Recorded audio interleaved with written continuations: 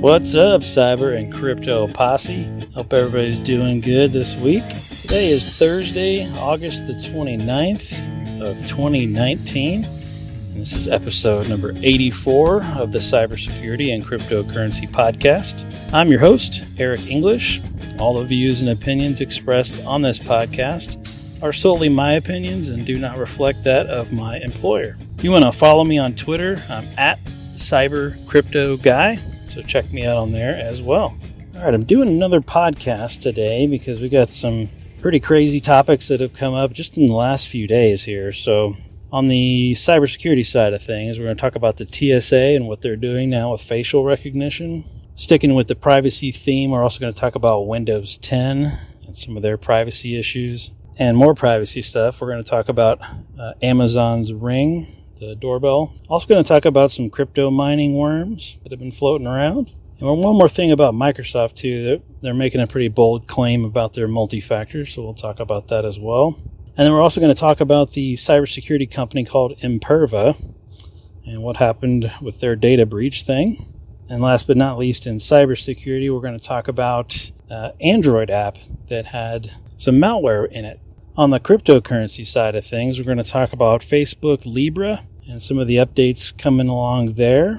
We're also going to talk about Telegram and what they're doing with cryptocurrency and some other stuff about BitTorrent and what they're going to start doing with blockchain. And then, of course, we'll talk about the cryptocurrency prices and how things are going there. And then for side topic today, I'm going to talk a little bit about certifications, cybersecurity certifications. Which ones do you get? If you're just trying to break into the industry, what do you get first? So we'll talk about all that good stuff. All right, so let's get started with a lot of these privacy related items here. So whether you know it or not, the TSA is starting to use facial recognition at the airport in Las Vegas. So I haven't heard any kind of public announcements that this stuff is being done until I just read this article about it on Gizmodo. So my big question is there a way to opt out of this? Or is this something that you can't opt out of? And if you can't, that's going to bring up a whole bunch of other issues. And I suspect, though, if they're doing this in Vegas, they're going to start doing it everywhere if they can. So the article does say that you are allowed to opt out, but what they're basically saying is that the TSA is really trying to move towards biometric authentication to verify who you are before letting you on a plane.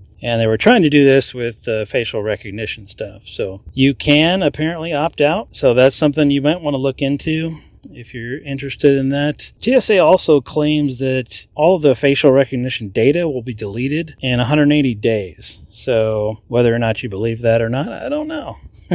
Certainly interesting to see that, though, on the privacy side of things. I'm curious to know what other people think about that. I personally don't like it. I think it's a pretty big invasion of privacy. And several episodes ago, I talked about these glasses that actually make the facial recognition technology useless. These glasses interfere with it. And so that's something that's probably going to become more and more prevalent as well. But are you in favor of facial recognition tech at the airport? Because get ready, if they do it there, they're going to start doing it everywhere. Your local McDonald's will start doing it so that they know when you walk in what your order is. Your Starbucks, they'll start doing it. So when you drive up or walk in, they'll know exactly who you are, and they'll already know what your order is. And they'll stuff it in your face and send you out the door quicker. So that's what they're trying to get to. But the biggest thing to think about with all this, yeah, that's super convenient and great. Probably makes things faster. But what about the privacy ramifications of storing all this facial data about millions of people potentially? And how are they storing it? Is it secured?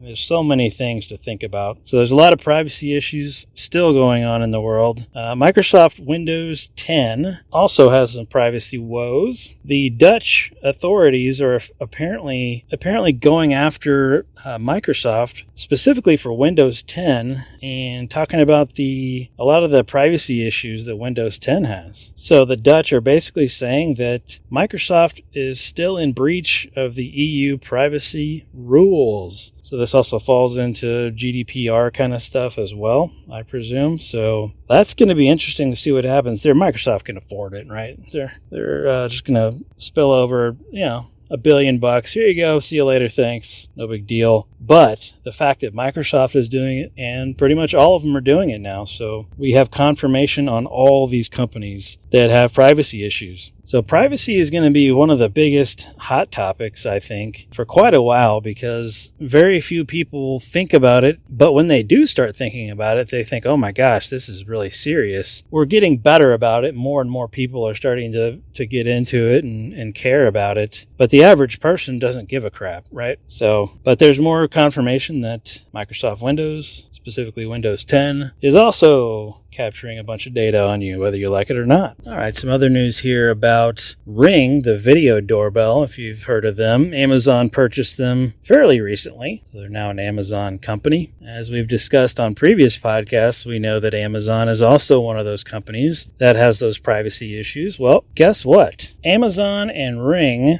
400 partnerships with police departments across the U.S. Now, they basically doubled what was previously reported. Apparently, there was only 200 that was reported previously, but the Washington Post figured out that there's actually 400 of these police departments. So the big question here is, what are they doing, and why do these police departments need to get involved? How much can the police do? Can the police just, at a whim, they can go, hey, I want to look at this guy's video doorbell now, and they can just all of a sudden bust in and they can watch your camera and watch all your recorded videos and stuff. I mean, there's some serious privacy concerns there with that. So if you use the Ring doorbell, these are some big things you definitely want to start thinking about, because privacy is going to become a big, huge issue with them as well. And we already know that, right? Amazon's been verified to be one of the companies that's taking all your private personal data and chopping it up and selling it to give you advertisements, right? But this one's different. So they're partnering with law enforcement, which, typically you'd think that's a good thing, right? Maybe it helps them catch the bad guys faster. Sure, I'm sure it does. However, it's still an invasion of privacy, right? What if I didn't want them just dialing into my Ring doorbell and looking at every single recording? And then how do you know that the police are doing it in a legitimate way? What if there's a crooked police officer that does it? And who knows, right? The cop watches a package get delivered and then the cop comes and steals it. This is obviously a worst case scenario kind of thing, but there's lots of things to consider when you talk about being able to just use anybody's Ring doorbell just because you need to for the police department. So anyway, if you use Ring, you might want to keep this at the top of your radar. Certainly something that everybody should be asking about and getting more information about if you can. And sticking with the privacy theme, there's actually another great podcast out there. I'm going to advertise for him, even though he doesn't know I'm advertising for him. But there's a podcast out there called the Privacy, Security, and OSINT Show. So I highly recommend checking that out if you're interested in a lot of the privacy related stuff. His podcast is very much focused on all the privacy related things that are going on in the world, and he actually helps you with tips and whatnot on how to remain anonymous. So he's got a very, very cool podcast. If you want to stay private and you're concerned about privacy, it's definitely a good one to listen to. It's Privacy, Security, and OSINT Show. So go check that out as well. All right.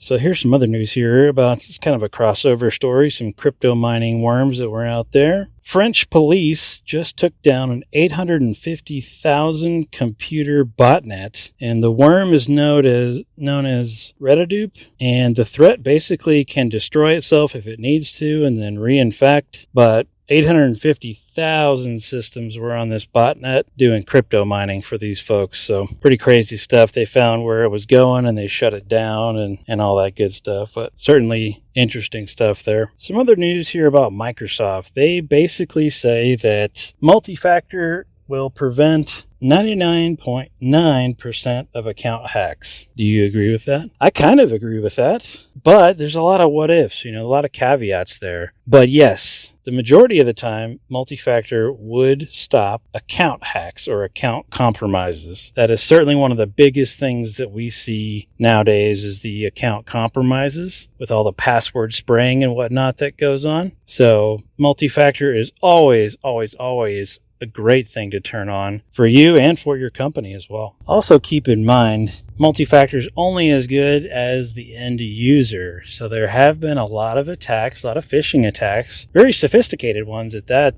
will prompt the user for their second factor while they're attempting to log in. So they'll set up a fake web page that lets them put in their credentials first, then it prompts them for a two-factor, and they immediately then turn around and use that on the actual site that they're spoofing, like Gmail, for example. So there are attacks out there like that. So yes, multi-factor can block a whole bunch of it, but if there's a sophisticated enough phishing attack and the end user still falls for it, it's not going to be effective at all. So that's one thing that article really doesn't talk about, but it's a pretty bold statement by Microsoft saying it's 99.9%. All right, some other news here. The cybersecurity company called Imperva, they recently had a breach where some customer information was stolen, which includes email addresses, salted and hashed passwords, and API keys and SSL certificates. So the headlines on this made it seem really, really horrible. Obviously, it's bad, but Krebs and all those guys made the headlines seem like this was the worst thing ever. Getting salted passwords and hashed passwords doesn't really do you anything. You still have to crack all that, and that may not be very easy to do, depending on the type of hashing algorithm and how much they salted it and all kinds of good stuff like that. So just because they got the password hashes doesn't mean they can actually crack it too. But aside from that, yes, they did get API keys. They also got SSL certificates. So that's certainly something to worry about. So if you use Imperva, they're already taking action on this and fixing all this stuff. And this only affected their web application firewall product, nothing else. So this is again where Krebs and everybody made it seem like it was the entire company and all these things, and then you come to find out it's only affecting their web application firewall product. So not quite all their customers were affected by this, but certainly a few were, of course. But it could have been a lot worse. But this was a crazy sophisticated attack. So these attackers got a hold of a session token somehow, and they were able to access an internal API system. And apparently that API is able to pull all kinds of customer information. So this again goes back to the last episode when I talked about securing those APIs. Boom, here you go. Here's another reason to secure your APIs. Only allow communication from trusted IP addresses. Period. End of story. Only allow communications from devices with your certificate, not just a session token. So there's a lot of ways that you can help mitigate some of this, depending on the technology, of course.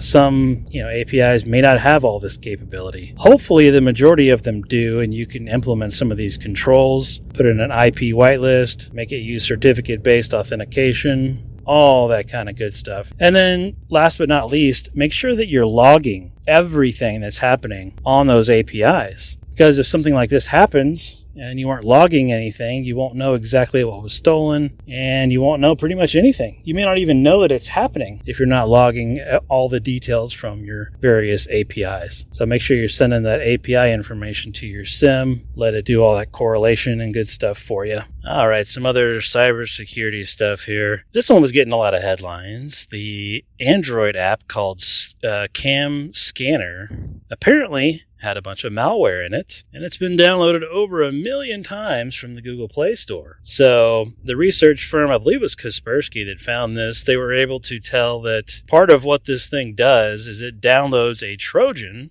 and that Trojan can be changed by the Cam Scanner people that were deploying this software, and they could change it up to blast you with advertisements and all kinds of other stuff. So that was getting a lot of press, mostly because it was downloaded so many dang times, over 1 million times apparently. But there was also some reports that people would be randomly signed up for services they didn't sign up for. So this Cam Scanner app was doing some crazy stuff there. So you're either getting blasted with advertisements, or you were getting signed up for stuff that you didn't actually sign up for. So if you use the Cam Scanner app, obviously, you need to uninstall it. Google did remove it from the Play Store, so it's no longer available. But since it's been downloaded so many times, it's bound to be out there on some devices still. So if you got some old tablets and stuff laying around, make sure you've uninstalled that app if you were using it. I personally have never used it, but apparently a lot of other people did. All right, so that's it for news-related stuff on the cybersecurity side of things. As for our side topic, I was going to talk about security certifications and which ones you should get first if you're trying to break into cybersecurity and InfoSec. Which ones do you go after first? All that kind of good stuff. So I guess my overall take on it is, you got to start somewhere. So, getting the baseline certs are always good. Security Plus, just to kind of get going with it. Ideally, though, you really want to push yourself and you want to get the big certs like a CISSP. You want to go out and get a CEH if you can. You want to really go out there and push yourself to go get those big ones,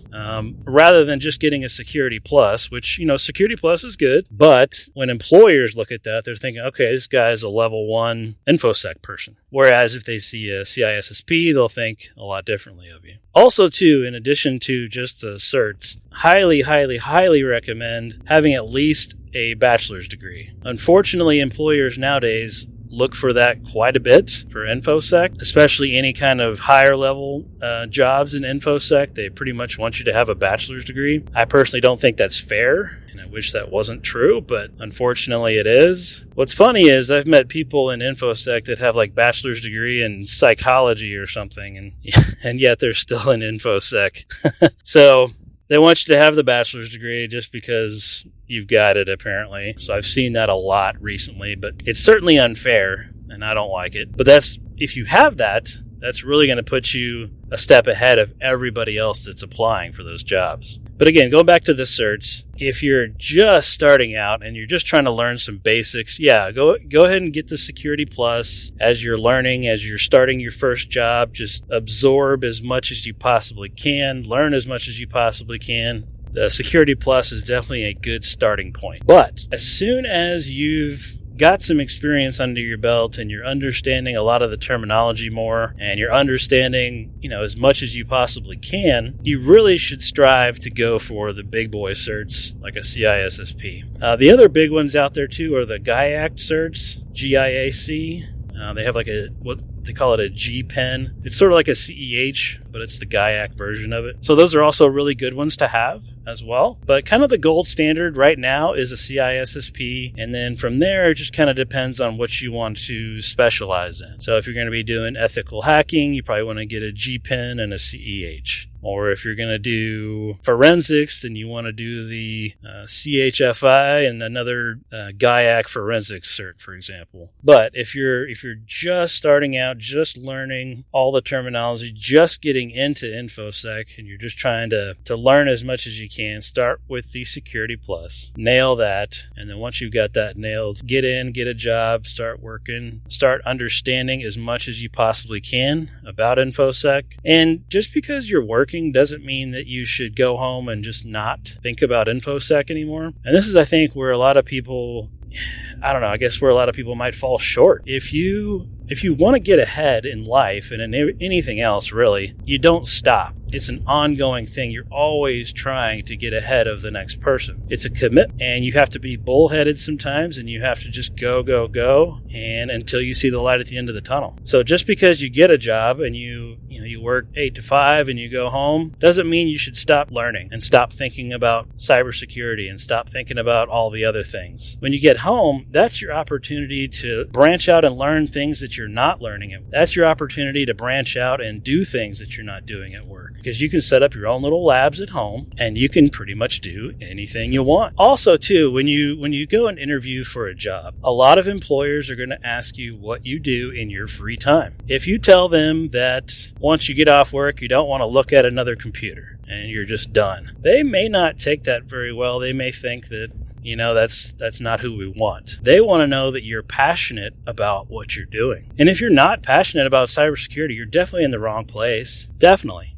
You got to be passionate about what you're doing. Otherwise, you're going to hate your job for the rest of your life, and that's going to suck. Nobody wants to do that. Don't just get into something to make money. Get into it because you're passionate about it and you love doing it. Because without that, you probably won't be all that successful. But if you're truly passionate about it, and you can show that to the employers that are interviewing you, and they ask you, what do you do in your spare time when you get home from work? And you say, oh, I've got my own little ethical hacking lab at home that I set up, and I do all these tests, and I run these hacks and exploits at home, and all that kind of stuff. If you start saying things like that, the employer is really going to take note, because that shows them that you're really, really trying to get somewhere, and you're really, really trying to learn as much as you possibly can and be the best that you can be. So those are all things to keep in mind. Obviously, to get on the radar of some of these employers, you have to have those certs, and it sucks. I mean, it really does. I don't think it's fair, but that's what they want. They want a bachelor's degree and bare minimum a Security Plus. So if you can go get those 2 items, that'll certainly get you at least looked at a little bit more by employers. And then it's all about, once you get in front of the employer,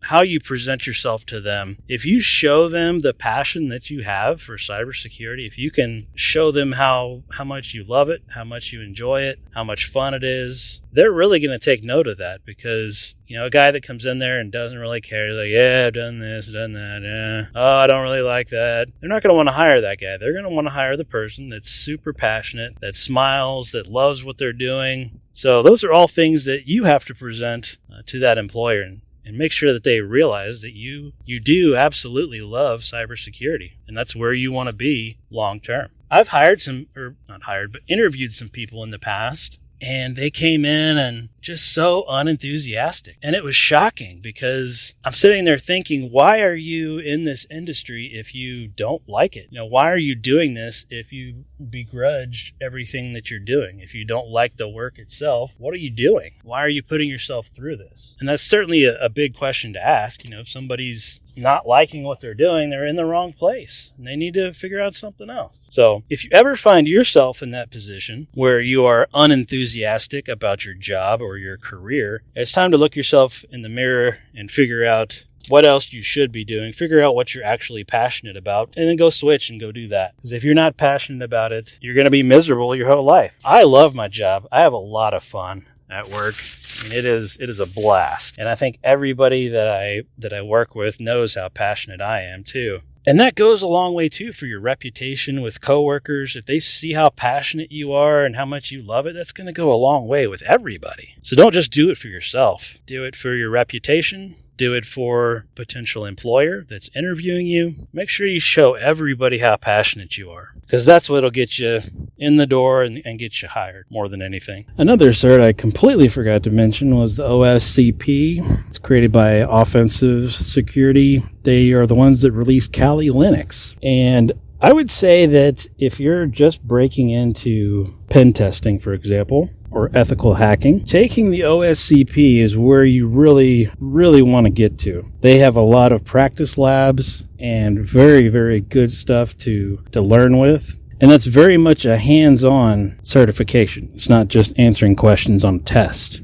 So I would say that you'd probably learn a lot more of the actual doing of the work if you strive to take that test, the OSCP. It's a 24-hour hackathon, essentially, when you go and take the test. They give you access to an environment to play around in, and you get to see how many systems you can hack within that 24-hour period. So definitely a cool cert. Their learning resources are great. Really teaches you a lot about how to actually hack. And I would highly recommend that if you're going to get into the ethical hacking and pen testing. If you're going to get into more of, blue team kind of stuff and you're playing defense, the other, question and answer kind of certs are really where you want to be. Also, too, there's a huge knowledge gap when it comes to folks coming right out of school that have studied information security, for example. When they get into the industry, they understand information security, but they don't understand IT. And so there's a huge gap there. And if you're going to be on the blue team, you need to know how IT works. You need to know all the ins and outs of Active Directory, for example. You need to know a lot. And so just because you graduate with a bachelor's degree in cybersecurity doesn't mean that you should stop there. I would certainly push myself further and try to learn more about just IT in general, learn more about routers and switches and networking and Active Directory and servers and all that stuff. Don't just limit it to cybersecurity, because when you get a job and you're expected to secure something and you have to work with an infrastructure team, well, you're not going to be able to speak their language if you don't know all the IT terminology and you don't know exactly what works. So learning all the basic IT stuff as well is extremely important.